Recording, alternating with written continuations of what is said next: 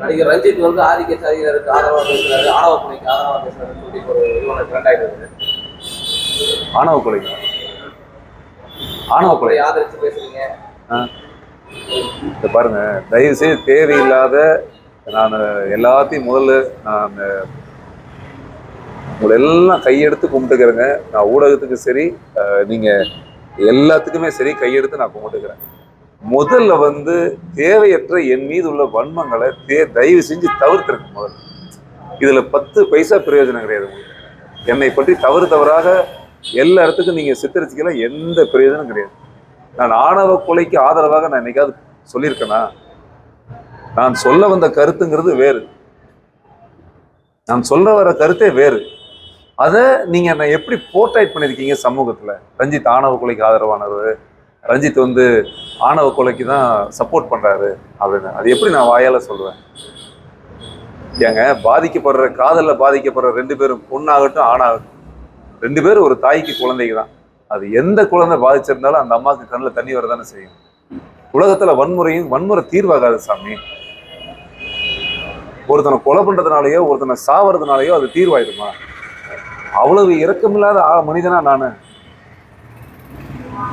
என் மீது இப்படியா ஒரு களங்கம்? நீங்க எல்லாரும் சமூக வலைதளங்கள்ல மற்ற இடங்கள்ல பார்க்கும்போது நான் என்ன கருத்து சொன்னேன், அந்த கருத்து இப்ப எப்படி திருச்சி வெளியே வந்திருக்குங்கிறது எவ்வளவு கஷ்டமா இருக்கு. நான் இத்தனை ஆண்டு காலம் நான் எடுத்திருக்கிற அந்த நன்மதிப்பு, எனக்குன்னு ஒரு குடும்பம் இருக்கு, என் வாழ்க்கை இருக்கு, என் நண்பர்கள் இருக்கிறாங்க, என் சொந்த பந்தம் இருக்கு, என் பிறப்பு இருக்கு. எல்லா மனிதனும் வாழ்க்கையில நல்லா இருக்கணும்னு நினைக்கிறதே என்ன தெரியுங்களாங்க? இந்த நல்ல மனுஷன் போறான் மாதிரி இருந்தாலும் நல்லா இல்லையா, 4 நல்ல பேர் வாங்குறதுக்கு மட்டும்தான். அதை எப்படியெல்லாம் நீங்க நான் சொன்ன கருத்துக்களை நீங்க திருச்சு போய் மக்களை சேர வச்சிருக்கீங்க. யாராவது ஒரு மனிதன் ஆணவ கொலைக்கு சப்போர்ட் பண்ணுவானா சாமி? சொல்லுங்க. யாரும் சப்போர்ட் பண்ண மாட்டாங்க. சத்தியமா நான் சப்போர்ட் பண்ண மாட்டேன். எனக்கு கொலைங்கிறது எனக்கு பிடிக்காது. ஒரு உயிர் பலிங்கிறது நமக்கு வாழ்க்கையிலே ஆகாது. அது எனக்கு என்னைக்கும் பிடிக்காது. ஸோ அதனால நான் ஆணவ கொலைக்கு நான் ஆதரவாக சொல்லியிருக்கேன்ற விஷயத்தை தயவுசெய்து இனிமேலும் பேசாதீங்க. நான் ஆணவ கொலை எதிர்க்கிற ஆள் தான். கொலை எங்க நடந்தாலும் எதிர்க்கிறாள். அது என்ன ஆணவ கொலை, கருணை கொலை, காதல் கொலை, எந்த கொலையா இருந்தாலும் எனக்கு ஆகாது. ஸோ தயவுசெய்து இது மாதிரி அந்த கேள்விகளை தவிர்த்துருங்க ப்ளீஸ்.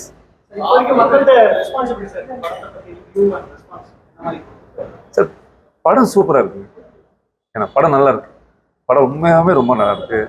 படம் பார்த்த தாய்மார்களும் சரி, படம் பார்த்தவங்களும் சரி, எனக்கு ஃபோன் பண்ணி ரொம்ப நல்லா இருக்குன்னு சொல்லும்போது எனக்கு ஒரு பெரிய பாக்கியம். எனக்கு அவ்வளோ பெரிய சந்தோஷமா இருக்கு. ஏன்னா தியேட்டர்ல படம் பார்த்துட்டு வெளியே வரவங்க சொல்றாங்க, சார் ரொம்ப சூப்பரா இருக்கு அப்படின்னு சொல்றாங்க. நீங்க வந்து காதல் திருமணம் பண்ண ஒரு கதாநாயகி, நீங்க வந்து காதலுக்கு எதிராகவும் கான்ட்ரோவர்சியல் சப்ஜெக்டா வந்து இந்த படம் எடுக்கிறதுக்கு இல்ல சார், சமூக வலைத்தளம் இல்ல விமர்சனம். ஐயோ இல்ல, இதுதான் பிரச்சனை. நீங்க நல்ல ஒரு கேள்வி கேட்டீங்க சகோதரர். என்ன பிரச்சனைனா, இது காதலுக்கு எதிரே இல்லை. இதுல 2 காதல் சொல்லியிருக்கேன். ஒரு நல்ல காதல் சொல்லியிருக்கேன், ஒரு நாடக காதல் சொல்லியிருக்கேன். அதுதான் இந்த கதையில் நீங்க பார்க்கணும்.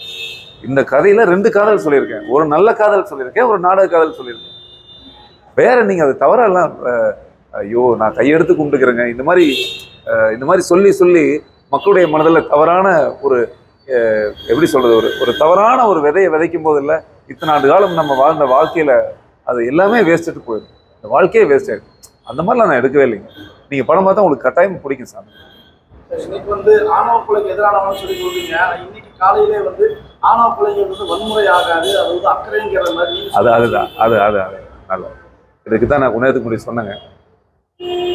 நான் சொன்ன விதம் ஒண்ணு, எடுக்கப்பட்ட விதம் ஒண்ணு, கற்பிக்கப்பட்ட விதம் ஒண்ணு, வந்த விதம் ஒண்ணு. அது யார் மனதையும் நோகடிச்சிருந்ததுன்னா தயவுசெய்து என்னை மன்னிச்சு. நான் சொல்ல வந்த செய்தி அது அல்ல. எல்லா பேரண்ட்டுக்குமே தன் குழந்தைங்க மேல, நான் சொல்வது பெண் பிள்ளை பெற்ற அம்மாக்களுக்கு மட்டுமல்ல, ஆண் மகனை பெற்ற அந்த காதல் வயப்பட்ட அந்த இருவருக்குமே பெற்ற அம்மா அப்பாங்கிறது தான் வாழ்க்கை. அந்த அப்பா அம்மாக்களுக்கு தன் குழந்தைகள் தான் உலகம்.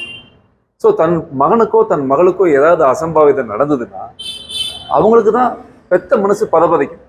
நான் என்ன சொல்ல வந்தேன், நேற்று கூட பைக் காணாமல் போச்சுன்னா ஒரு கோவம் வரும்னு சொல்ல வந்தேன். அதுதான் நேற்று சொல்ல வந்தேன். ஒரு கோவம், அந்த கோவத்தில் நிறைய நேரங்களில்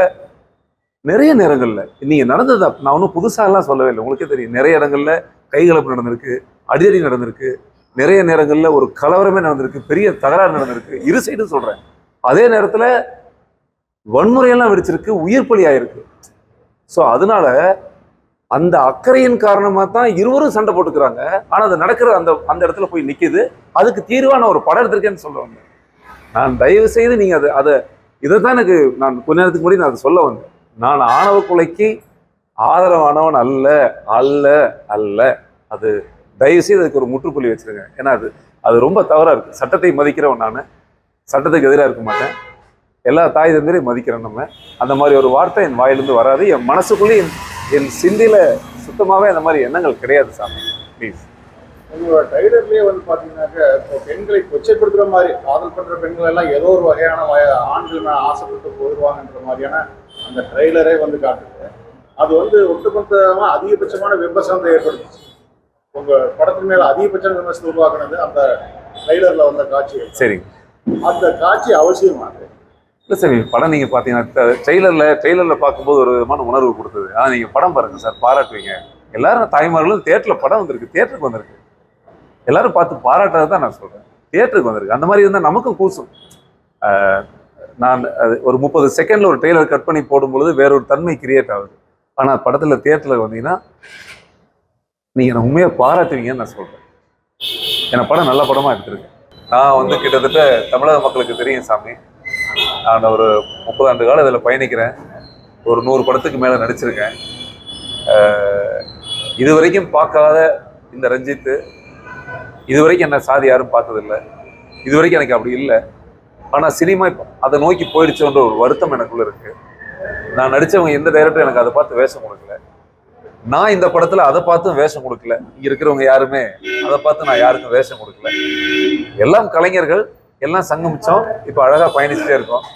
அதே போல் நம் வாழ்க்கையில் நான் கடந்து வந்த இதே ஆண்டு காலங்களில் என் மீது நீங்கள் வைத்திருக்கும் அன்புக்கும் பாசத்துக்கும் ஈடு இணை இல்லை. இன்னைக்கு நான் ஒரு நடிகனாக உட்காரேன்னா அதுக்கு தாய்மார்களாகிய ரசிகர்களாகிய மக்கள் தான் காரணம். நான் அந்த படம் கவுண்டமாலை எடுத்திருக்கேன். உங்கள் ஊர் பக்கம் அந்த படம் ரிலீஸ் ஆகிருந்ததுன்னா தயவு செஞ்சு தியேட்டருக்கு வந்து இந்த படம் பார்த்துட்டு நீங்கள் ஆதரவு தரணும்னு நான் உங்களை வேண்டிக்கிறேன்.